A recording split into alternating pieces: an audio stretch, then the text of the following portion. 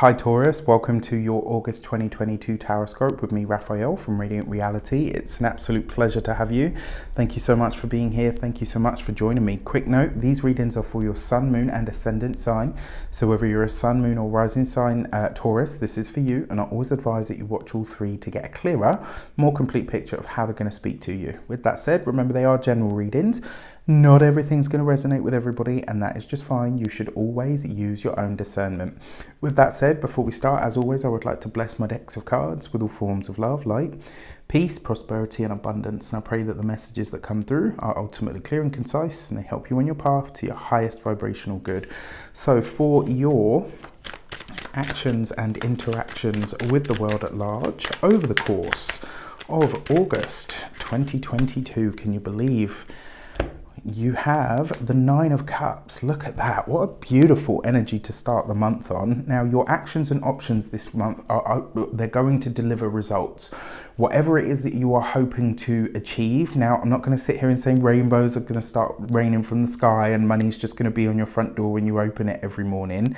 But what I am going to say is, even with the challenges that are going on as a result of the triple conjunction and, you know, just the general craziness of the year, what I absolutely love about this for you is it's like your actions and interactions with the world this month have the results that you're looking for. So if you've got a client call, you're hoping to close a new business deal, you want to get a new job, you're trying to, you know, get your partner to propose to you, or you want to propose to your partner, it's like whatever actions you take this month, they have results and realizations that really bring you the happiness that it is that you're seeking, right? Because ultimately everything that we do in life is always geared towards making ourselves happy, to making ourselves comfortable.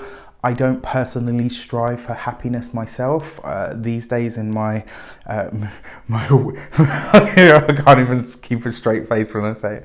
These months or these days in my life, I don't really look for happiness or perfection. I look for contentment, because happiness, as I understand it, is a peak experience and it takes a lot of maintenance. Whereas when you're content, things get a lot easier and they're a lot smoother. But I really love this because this suggests to me that this month, the actions that you take are absolutely guided and blessed. And it's like whatever you set into motion, whatever you put your hard efforts into, you will see results this month. You might wonder as well, and this is the thing, you know, it's a very human thing.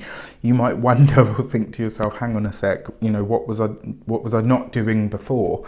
It's nothing. Sometimes it really is just timing, and I really feel like this month you're going to realize that your time is here. So I love this for you. For your communications and conversations, okay, so you've got the Knight of Swords.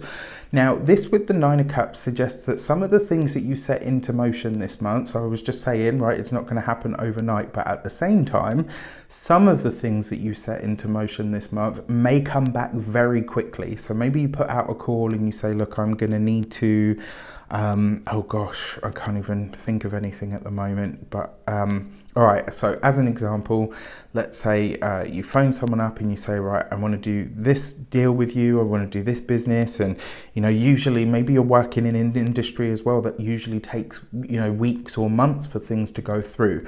They might show up like literally within the space of the month. Don't forget, we're just off the back of that triple conjunction that's in your sign. On top of that, Mars is in your sign, speeding everything that you do up. The North Node is in your sign, which is giving you that little touch of destiny about you. And then on top of that, you've got Uranus, which is, you know, it's a background energy at the moment. You guys have already adjusted to this quite well, but with such an activation of that energy right at the start of the month, it's like things could happen really like zingy, you know, like things could just be bam, bam, bam. And you're like, whoa, okay, what was I doing wrong before? Again, nothing. It's just about timing. A friend said this to me recently, and it absolutely, you know, sometimes you can hear something 100 times, but it's only when it really, you know, when it really resonates with you and it hits you in that space. And it's, there's no greater, there's nothing more powerful than an idea whose time has come.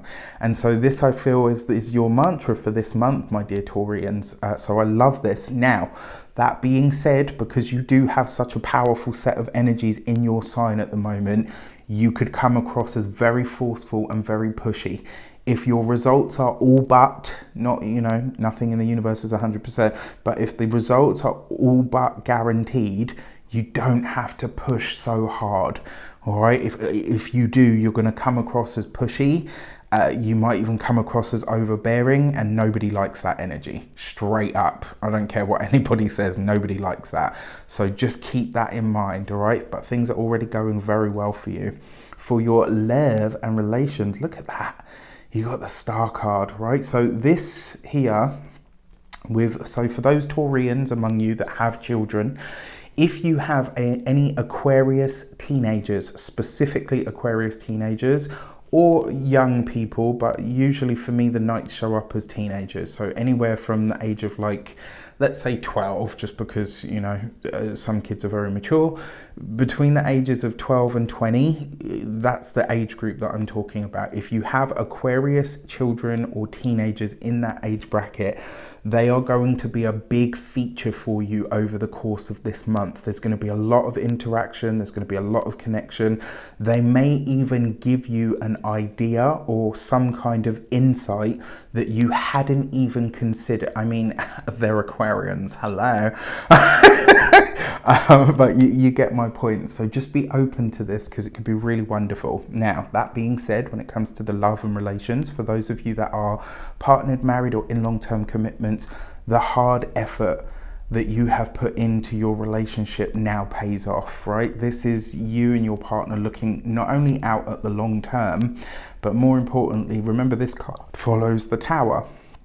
So what you've got here is this really wonderful energy of, yes, it's been hard. Yes, you've had to have some hard conversations, but you've managed to, you know, to fix whatever was challenging in the relationship or within it. So I really love that.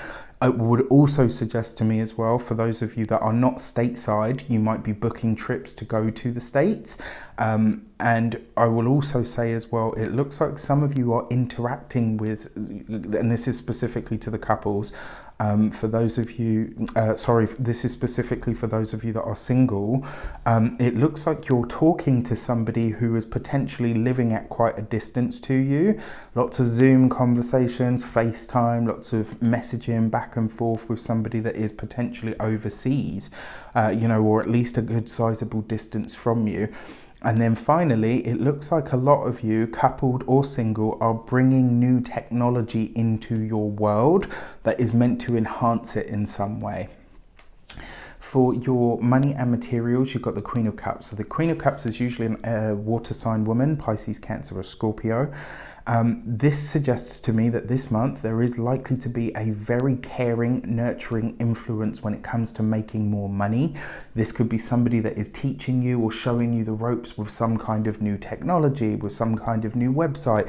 There's something here with the technological realm that is likely to tie into or feed into you making more money, or how you make your money.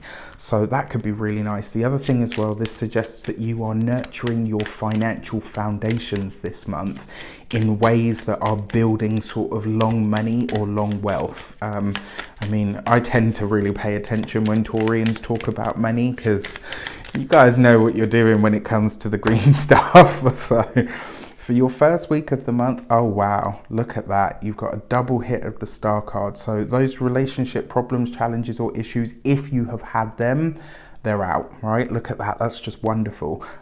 Like I said, your actions this month, they have far-reaching ripples. Now, the Star card in terms of predictions, there isn't any other card here that suggests it, but I'm gonna take it as this.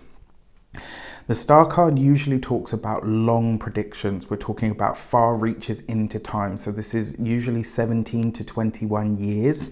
So this backs up this thing with the Aquarian teenagers. Also, it doesn't have to be a teenager of yours. This could be an Aquarian teenager within the family for some of you as well. Just been told to tell you that. This Star card though, with the Nine of Cups, that is really bright hope for the future. And it starts this month, all right? So even with the craziness, like I said, you know, it's going to be great. And then you have the World card, right? And you've got this with the Knight of Swords. So there is a lot of interaction here, potentially with, you know, people that are at a distance. There's lots of really great results here. But like I said, you don't have to push. That World card, it's like something that you've been working on really hard now starts to yield its results. And it's actually giving you a deeper understanding of why it's been such a hard slog to get things to where they are. When it comes to the whole work sphere or professional sphere, there is definitely change here, and for the better. So for your heart and half, love and relations, you've got the High Priestess with the Star card. This is a very long held secret. So for some of you, maybe this is that you say to your partner, like, or maybe, you know, you put it out there into the universe. I'm a hopeless romantic, and in order to feel, you know, to fall in love with somebody, I need this, this, and this. There's something here from the past that is being divulged, but it's not like a, oh, I found out this secret and it turned my world upside down. It's like, oh, I found out this secret, and, or maybe I'm revealing this secret about myself, and actually it's just made everything better. For those of you that are partnered, married, or in long-term commitments, this could be something that you share with a partner that has been a long time coming, or vice versa, and it absolutely helps. It's just something, you know, I don't know what it is, because, you know, I could take a hazard of a guess, but I'd need more cards and a lot more time. So, but yeah, I love that. I really love it.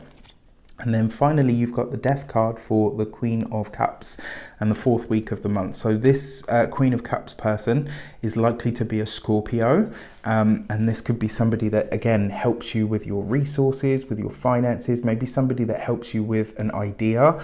Some of you this month as well could be visiting a psychic. And this would usually be, because it's the High Priestess and the Death card, this is probably going to be a medium. The weird thing is, I kind of feel like maybe you're going for one thing, but you get a completely different message. So maybe you go, you know, to hear messages from your ancestors or whatever, and they just tell you all this stuff about your money, and you're like, okay, I mean, it's money, I'm a Taurus, so I'm not bothered, but it's just not what you're expecting.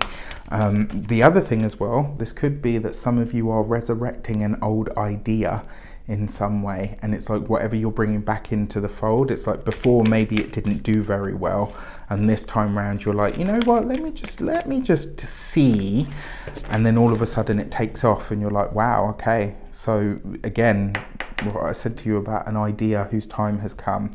So you got the Gate 17 and Opinions. So this is for your new moon message, which will be the new moon in the sign of Virgo. Honestly, this card always says to me that, you know that saying, like, the lion doesn't worry about the opinions of sheep? That new moon is going to see you feeling really refreshed and invigorated about going after something, no matter how unlikely or improbable it seems to anybody else. This is about you really running with something, and it's like, even, I'm going to say this straight up, this card tells you that there are going to be naysayers, but you can't allow that to bother you or phase you. All right. And then for your full moon message is the gate, so the Gate 19 and Sensitivity. So this energy was very much in play throughout a lot of July, and obviously this full moon that's coming up for you in the sign of Aquarius in August will also have that same kind of energy about it. I love this card because it always says to me that your sensitivity is your superpower, and the more you attune to that sensitivity, the better life will be. With that said, I wish you an abundance of all of that good stuff. Have a fantastic month. Let me know in the comments how it shapes out. Take care, and I'll see you soon.